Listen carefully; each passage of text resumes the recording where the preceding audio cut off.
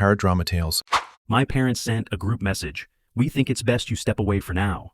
My aunt reacted with a thumbs up. I didn't argue. I just stepped away, along with the fund that paid their mortgage, their meds, their lives. That's when everything collapsed. I never planned to become the family's lifeline. It just happened. I was 27, single, working 80-hour weeks in finance, making good money, but too exhausted to spend it. It started with a phone call, my dad crying in a Walgreens parking lot because Megan, my younger sister, had relapsed and wouldn't be admitted to rehab without insurance. They were tapped out. I emptied my savings that night to get her in. Nobody asked me to. Nobody had to. I thought I was doing the right thing. After that, the calls didn't stop. When Mom got diagnosed with diabetes, I picked up the insulin costs. When Dad's hours got cut at the warehouse, I helped refinance their mortgage. Megan's car broke down, I covered repairs. Her therapy bills, on me. There was always something. And every time they came to me with that same quiet urgency, like I was their only hope. Eventually they asked if I could set something up, a family emergency pool, they called it. It sounded noble, reasonable even. I had the means. I had the tools. So I created a fund in my name, routed auto payments for medical bills, rent car insurance, utilities, even cell phone plans. They gave me full access to their financials, not out of trust, but out of convenience.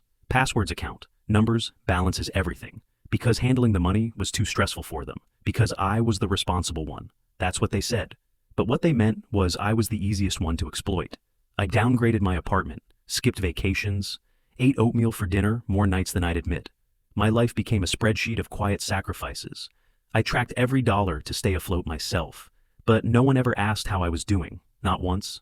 They only called when something broke or bounced or was overdue. And I always fixed it. I told myself I was keeping the family together, that I was doing what a good son, a good brother was supposed to do. But over time, the gratitude faded. The calls turned into demands. The thank yous stopped. The fund went from being an emergency resource to an unspoken expectation. Megan spiraled again, and I kept being the net that caught her. I thought maybe one day they'd see it, acknowledge it, maybe even appreciate it.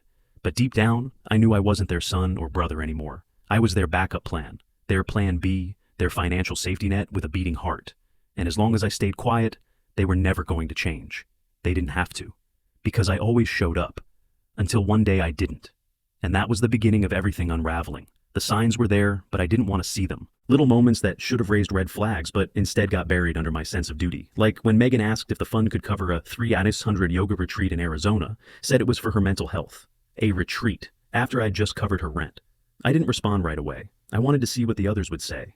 Dad, the same man I'd pulled out of overdraft twice last year, replied, "Sounds like something you really need. Let's see what we can do." Mom followed with a heart emoji. That was it. No hesitation. No one asked if the fund could afford it. No one asked me. That's when it hit me they didn't see the fund as something I managed or even contributed to. They saw it as theirs. As if money just appeared from nowhere. As if I didn't exist at all. But that wasn't the first clue. There were other moments, like the time I tried to share some good news during one of our monthly family Zoom calls. I'd just been promoted to director at my firm. Huge raise. Huge responsibility. I was proud, excited. I barely got the words out before Dad cut in. "Sorry, can we circle back to Megan's housing? She's not feeling safe in her current unit." Just like that, my moment vanished. They wanted to move her into a better place with my help, obviously. I didn't argue, I didn't agree. I just said calmly, maybe it's time someone else stepped up. The silence that followed was deafening, cold, distant, offended. And 2 days later, I got the message. "We think it's best if you step away for now." Followed by my aunt's thumbs up reaction, as if that emoji didn't cut deeper than any word ever could. No call, no explanation, just quiet exile dressed up as polite concern. "Megan needs space," they said. "We all do." What they didn't say was louder. They were done pretending to respect me. They didn't want boundaries. They wanted control, financial, emotional, complete. But I wasn't supposed to notice. I was supposed to step back, silently still funding the machine while fading into the background. That message wasn't just a dismissal. It was a setup, a strategy, a way to keep using me without the inconvenience of having me around to ask questions.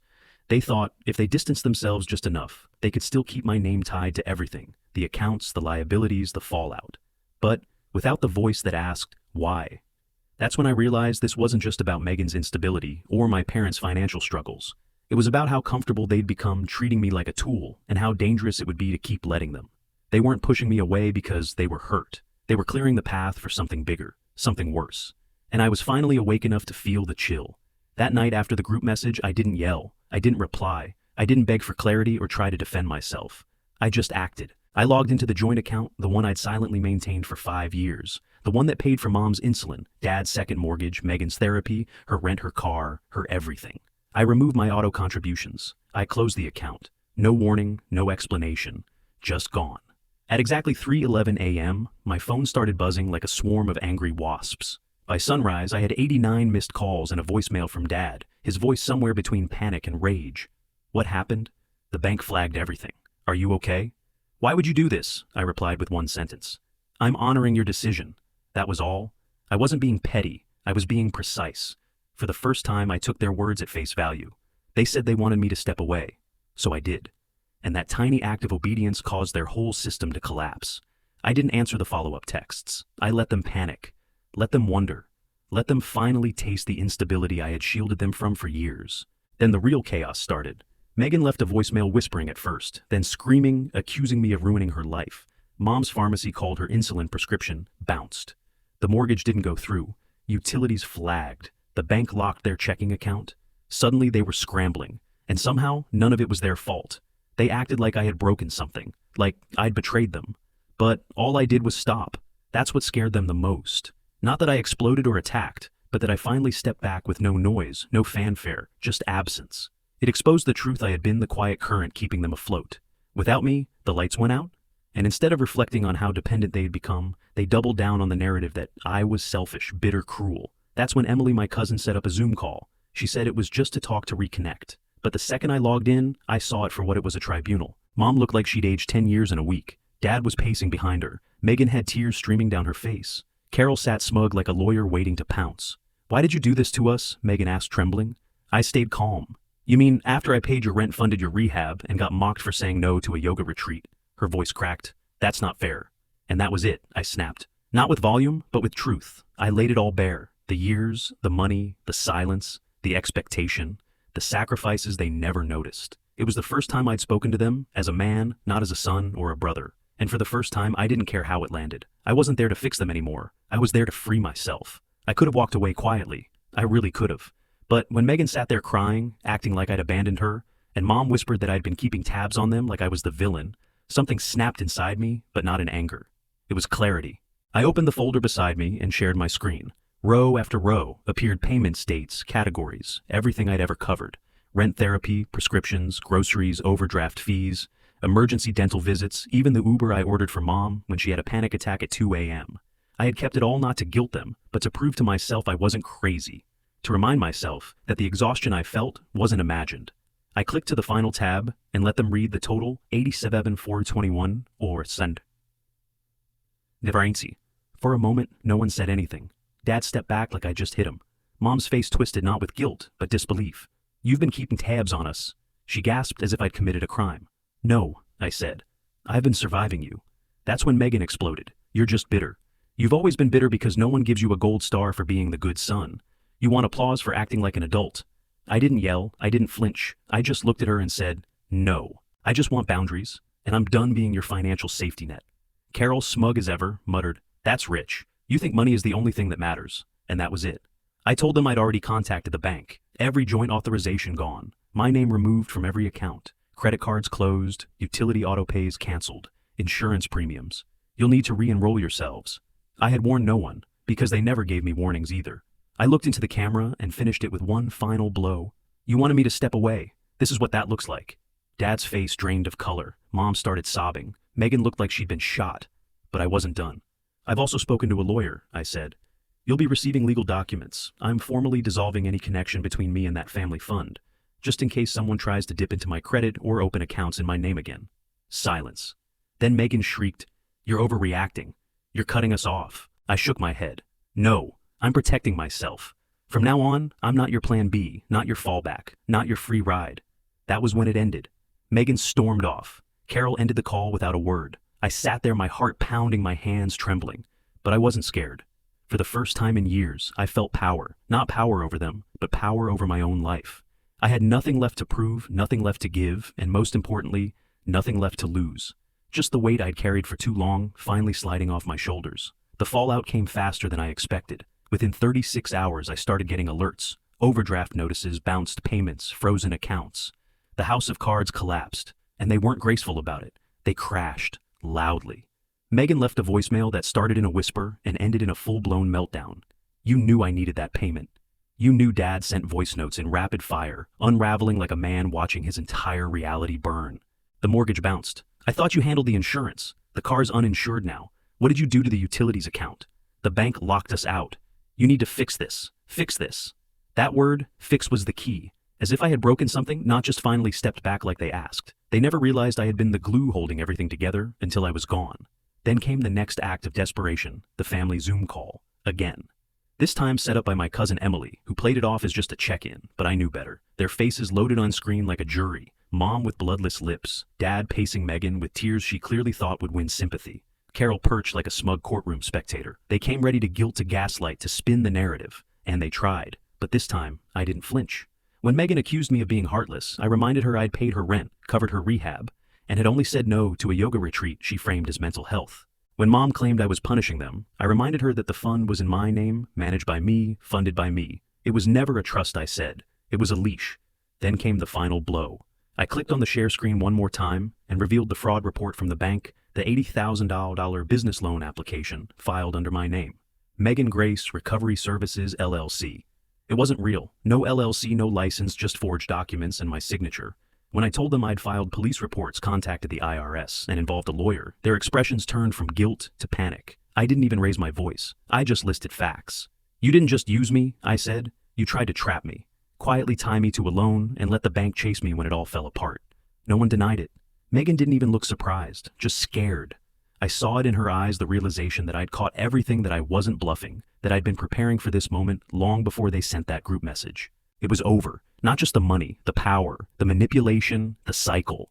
I closed the screen, ended the call, and felt something I hadn't in years: control. Real, unshakable control. They had tried to turn me into the villain in their story, but all I'd done was stop playing the hero. And now, for the first time in my life, they had to face the fire without me. The silence after that call was deafening. No more buzzing phone, no "hey, quick favor," no crying emojis from Megan, no guilt-laced voicemails from Mom. For the first time in years, it was quiet. And for a while, I thought maybe they finally got it. Maybe they were learning to stand on their own. But I should have known better. Exactly 10 days later, I got an email from a burner account. Just one line: "You've ruined everything."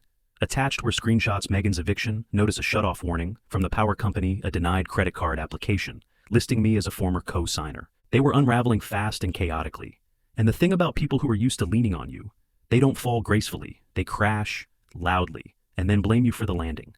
That same week, Mom showed up at my office. My assistant came into the meeting wide-eyed, whispering, "There's a woman in the lobby, says she's your mother, she won't leave." I stepped out and there she was, pale, shaken, holding a worn envelope full of paperwork. "I didn't know where else to go," she said. "Your dad's sleeping on the couch. Megan hasn't left her room in 3 days. The landlord says he's changing the locks." I stood there. I didn't say a word. So, she played her last card. Her voice hardened. "I raised you," she said. "I gave you life. And this is how you repay us." That's when I laughed, not loud, not cruel, just a hollow sound from somewhere deep in my gut. "You gave me life," I said. "And then you spent 30 years convincing me I owed you for it." She flinched, but I kept going. "I didn't ask for this. I didn't come to you at 22 and say, 'Please let me be responsible for your dysfunction. Let me carry your debt, save my sister over and over, while you enable her and destroy my peace for your comfort.'" She stood frozen. I leaned in slightly. "You want help? Call a social worker. Call a credit counselor. Call the same system you always said we were too proud to rely on. I'm not your bailout anymore."